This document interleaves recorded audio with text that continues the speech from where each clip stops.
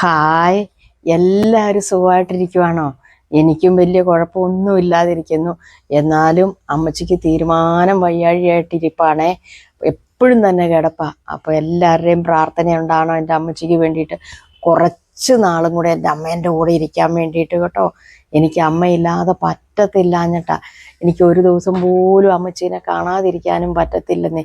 അതുകൊണ്ടാണ് ഇന്ന് ഞാനിപ്പം രാവിലെ ഉണ്ടല്ലോ ഇരുന്ന് കരഞ്ഞപ്പോൾ അമ്മച്ചി പറയാ, മോൻ വിഷമിക്കണ്ട, ഞാൻ ഉടനെ ഒന്നും പോകത്തില്ല, നിൻ്റെ കൂടെ ഉണ്ടാവും എന്ന് പറഞ്ഞു.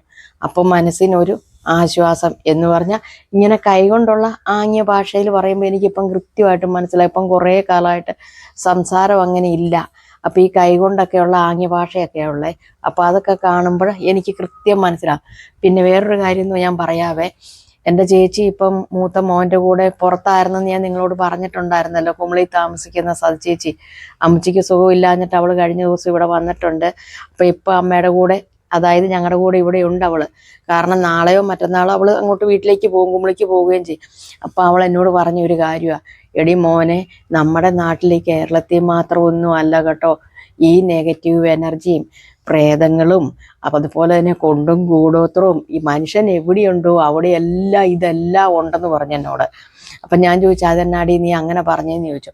അപ്പോൾ അവരെന്നോട് പറഞ്ഞ് അവൻ്റെ ഫ്രണ്ട്സിൻ്റെയൊക്കെ വീട്ടിൽ പോവുകയും എന്ന് വെച്ച് കഴിഞ്ഞാൽ അവിടെ വീടെടുത്ത് താമസം എന്ന് പറഞ്ഞാൽ ഒരാളൊരു വീട് മേടിച്ചാൽ 99 വർഷമേ അത് ഉപയോഗിക്കാൻ പറ്റുള്ളൂ. പിന്നെ അത് അടുത്ത ആൾക്കത് കൈമാറണം. അതുകൊണ്ട് എല്ലാവരും വാടകയ്ക്ക് താമസിക്കുന്നവരോ അല്ലെങ്കിൽ ലീസിനെടുത്ത് താമസിക്കുന്നവരൊക്കെയാണ്. അപ്പം ഇങ്ങനെ തൊട്ടടുത്ത് ഒരിടത്ത് പോയി കഴിഞ്ഞപ്പം അവരുടെ വീടിൻ്റെ ഫ്രണ്ടിൽ ഒരു സ്ഫടികത്തിൻ്റെ, അതായത് ചില്ലിൻ്റെ ഒരു ബോട്ടിൽ ഇത്രേ, അതായത് നിങ്ങളൊരു ഇത് കാണിച്ചറിയാം. ഇതൊരു ഗ്ലാസ്സായി ഇപ്പം. പക്ഷെ ഗ്ലാസ്സിൽ നമ്മൾ ഉപയോഗിക്കരുത്. ഗ്ലാസ്സിന് വാവട്ടവും വലിപ്പവും കുറവാണ്. ഇതുപോലത്തെ ഒരു ചില്ലിൻ്റെ ഒരു ബോട്ടിൽ, ഇച്ചിരി വലിപ്പമുള്ളത്, വാവട്ടം ഉള്ളത്, അവരതിൻ്റെ അകത്തുണ്ടല്ലോ ആ നാട്ടിലെ 3 കോയിന്, പിന്നെ അതുപോലെ തന്നെ 3 റെഡ് പൂവ്, പിന്നെ 3 അപ്പം അവർ വീട്ടിൽ ചെന്നപ്പം വീടിൻ്റെ നേരെ ഫ്രണ്ടിൽ ഇതുപോലെ ഇങ്ങനെ ഒരു, എന്താ പറയുക, നമ്മളൊക്കെ ഈ നാട്ടിലൊക്കെ ഉരുളിയിൽ വെള്ളം ഒഴിച്ചിട്ട് ഉരുളിക്കകത്ത് പൂവിടുകയല്ലേ എന്ന് പറഞ്ഞ കണക്ക് ഒരു മുഴുത്ത ഒരു ഗ്ലാസ്, അതെന്ന് വെച്ച് കഴിഞ്ഞാൽ ഒരു ഇതുപോലത്തെ ചില്ലിൻ്റെ ഒരു ബോട്ടിലിൽ ഇങ്ങനെ അവരിങ്ങനെ നിറച്ചു വെള്ളം ഒഴിച്ചേക്കുവാന്ന് പറഞ്ഞു.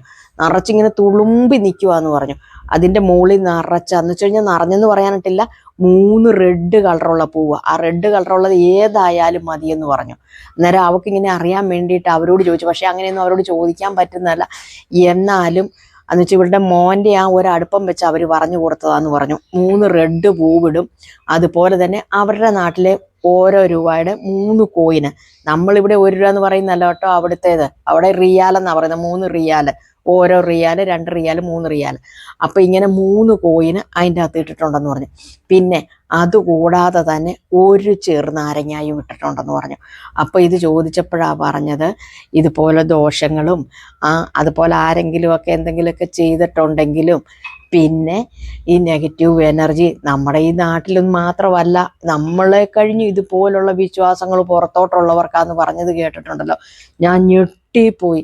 ഇതെന്താ ചെയ്യുന്നതെന്ന് ചോദിച്ചിട്ടുണ്ടെങ്കിൽ അവരാദ്യമേ ഗ്ലാസ് നിറച്ചു വെള്ളം, അതായത് എടുക്കുന്ന ഭരണിയോ എന്തും ആയിക്കോട്ടെ, വാവട്ടം വേണം, നിറച്ചു വെള്ളം എടുത്ത് വെച്ചിട്ട് അവർ രാവിലെ തന്നെ, നമ്മുടെ ഇവിടെ ഉള്ളവർ എപ്പോഴാണ് വൈകുന്നേരം കുളിച്ചു അല്ലെ വിളക്ക് കത്തിക്കുന്ന സമയത്ത് ഓടിച്ചത്, അവർ രാവിലെ തന്നെ ഇവരുടെ കുളിയും പിറക്കും എല്ലാം കഴിഞ്ഞ് വെച്ചിട്ട് ഇവർക്ക് എന്തെങ്കിലും ഒരു കാര്യം സാധിക്കാനായിട്ട് പോകണം, അല്ലെങ്കിൽ മറ്റെന്തെങ്കിലും കാര്യമായിക്കോട്ടെ.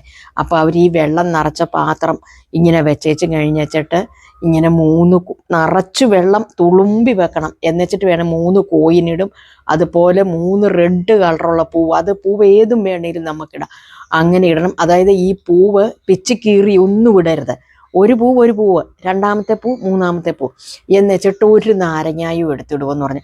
അപ്പം ഈ ഗ്ലാസ് നിറഞ്ഞ് തുളുമ്പി വെള്ളം ഒഴുകണം. അതിന് അവർ പറയുന്നത്, അപ്പോൾ അവളെന്നോട് പറഞ്ഞ നിറകുടമെന്ന് പറയുന്നെന്ന് പറയും. അപ്പം ഇതിങ്ങനെ ഒഴുകി ഇറങ്ങുന്നത് കണ്ടിട്ടേ അവരിറങ്ങി പോകത്തുള്ളൂ. എന്ത് കാര്യങ്ങളും അവിടെ സാധിക്കുക. അവിടെയൊന്നും ദാരിദ്ര്യവും പഞ്ഞോ ഇതൊന്നുമില്ലല്ലോ. അപ്പോൾ അവളെന്നോട് പറഞ്ഞു, എടി മോനെ, ഞാനിത് ചെല്ലുമ്പം തൊട്ട് വീട്ടിൽ ഇത് എന്തായാലും ചെയ്യുമെന്ന് പറഞ്ഞു. അപ്പം ഈ 3 കോയിൻ ഇടുന്നതിൻ്റെ അർത്ഥം എന്ന് പറഞ്ഞാൽ 3 മാസം കഴിഞ്ഞ് നമ്മൾ എവിടെയാണോ പള്ളിയിലോ അമ്പലത്തിലോ നമ്മൾ എവിടെയാ പോകുന്നതെന്ന് വെച്ചാൽ അവിടുത്തെ പണ്ടാരക്കുട്ടിയിൽ ഇട്ടാച്ചാൽ മതി. പിന്നെ ഈ പൂവും നാരങ്ങായും ഡെയിലി നമ്മൾ മാറണം, വെള്ളവും മാറണം. പക്ഷെ ഈ കോയിൻ മാത്രം മാറരുത് കേട്ടോ. 3 മാസം കഴിഞ്ഞ് വീണ്ടും വേറെ കോയിൻ ഇടാം. ഡെയിലി എന്താ, വെള്ളം മാറണം, പൂ മാറണം, നാരങ്ങ മാറണം. ഈ നാരങ്ങ പിന്നെ നമുക്ക് ഉപയോഗിക്കാനും കൊള്ളത്തില്ല കേട്ടോ. അപ്പം നമുക്ക് ഒരടിക്കടി ഒരു പുരോഗമനും കുടുംബത്തൊരൈശ്വര്യവും സന്തോഷവും സമ്പൽ സമൃദ്ധി എല്ലാം ഉണ്ടാകും. കാരണം ഒരു വഴക്കോ പ്രശ്നങ്ങളോ ഒന്നും അവന് പറയാം. അവരെത്ര ഒരു കോമ്പൗണ്ടിൽ എത്ര വീട് വെച്ചാൽ താമസിക്കുന്നത്, അവരുടെ ഒന്നും ഇടയിലൊന്നും ഒരു പ്രശ്നവും ഇല്ല. അവൾ പറയാനുണ്ടോ, 1 ഏക്കറിൻ്റെ അകത്ത് ഒരു വീട് കഴിഞ്ഞിട്ട് 2 ഏക്കറിൻ്റെ അകത്തായിരിക്കും അപ്പുറത്തെ വീടിരിക്കുന്നത് എന്ന് വെച്ചാൽ ഹൈ റേഞ്ചിലൊക്കെ അങ്ങനെയാണ്. എന്നാൽ പോലും വഴക്കും പടയും അലമ്പും തീർന്നിട്ട് കാലമില്ലെന്ന് പറഞ്ഞു. ഇത് ഒരാൾ കല്യാണം കഴിച്ചാൽ ചിലപ്പോൾ 5ഉം 6ഉം കല്യാണം കഴിക്കാൻ സംരക്ഷിക്കാൻ കഴിവുള്ളവർക്ക്, അവർ പോലും ഈ തൊട്ടുമിറ്റത്താ താമസിക്കുന്ന, ഒരു പ്രശ്നവും ഇല്ലെന്ന് പറഞ്ഞു.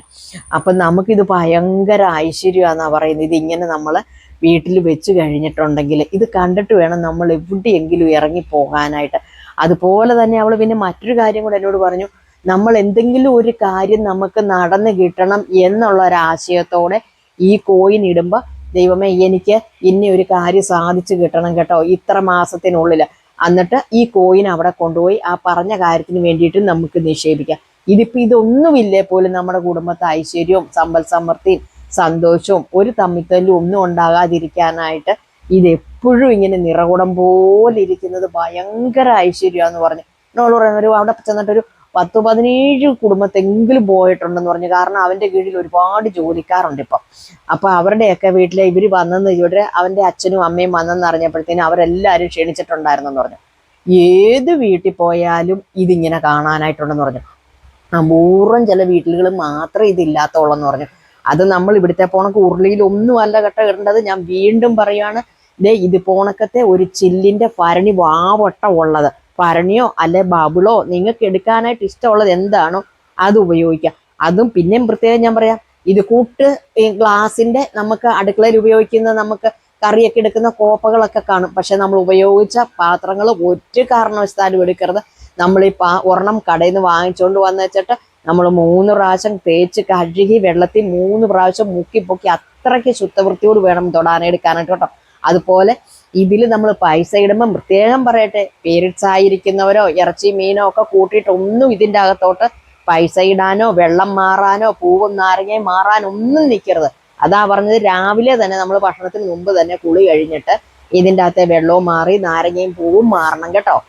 കോയിൻ അവിടെ തന്നെ ഇട്ടേക്കണം. അപ്പൊ ഇതെല്ലാവരും ഒന്ന് പരീക്ഷിച്ച് നോക്കിയോ. നമുക്ക് ഇന്ന് ഇപ്പൊ ഇത്രയും സമയമായില്ല, ഞാനിപ്പോൾ വീഡിയോ ഇടുമ്പം 12 മണി കഴിയും. നാളെ തൊട്ട് നിങ്ങൾ രാവിലെ ഇതൊന്ന് ചെയ്ത് നോക്കിയേ. ഇന്നൊരു ചെയ്യണമെന്നൊന്നുമില്ല.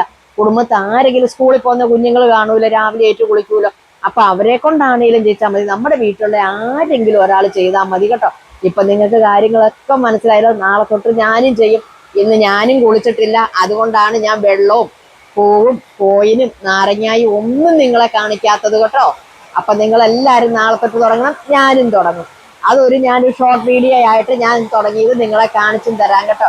എന്തെങ്കിലും സംശയം ഉണ്ടെങ്കിൽ കമന്റ് ബോക്സിൽ വന്ന് കമന്റ് ചെയ്യാൻ മറക്കല്ലേ. Tata bye bye, okay.